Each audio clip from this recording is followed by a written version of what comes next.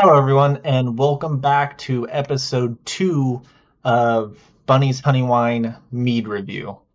Today, I'm going to be talking about a meadery that I am probably the most familiar with just because they are also a meadery in Iowa. And if you were here last year for when I first started this series, I sampled a handful of their meads. And so this is probably the meadery I am most familiar with because and honestly it's the closest meadery and I can get their meads quicker and more just more easier to get. I have a local wine shop that sells their meads, and in my part of Iowa, mead is not big, I guess, and so it's just really hard to in store find meads. And so the meadery I am talking about is Bootleg Hill Honey Meads out of the very eastern part of Iowa, Davenport, Iowa. I believe they were out of Illinois, and then they moved across the river to Iowa. I don't know when they did that move because I know on some of their bottles that I have from last year, they did not have this sticker on it, and the sticker has their address from Illinois. And this has like an updated uh, sticker saying they're from Davenport, but same company. So this is their 321 dry traditional, and they say it on the back of the label. It's a drier version of their semi-sweet. Um, I believe I had their semi-sweet. I'm not 100% sure.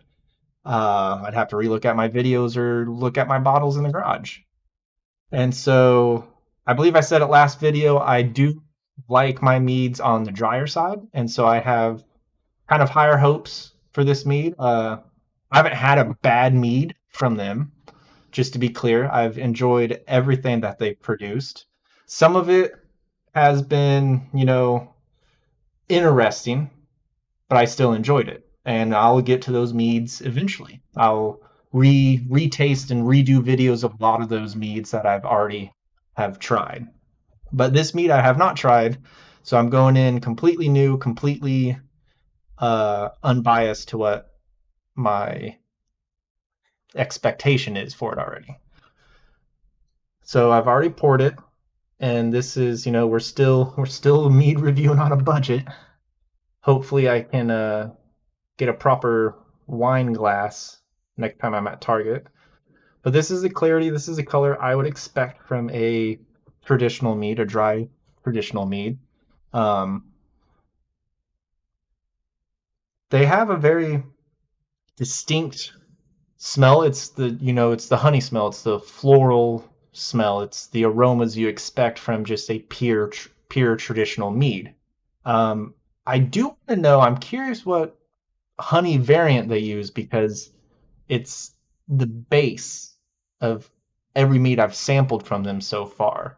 And so I just get this very similar smell on the honey side for all their meats, which I personally enjoy. But sits at 14%,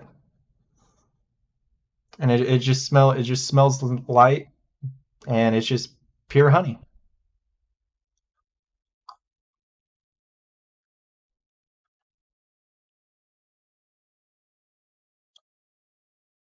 That's good.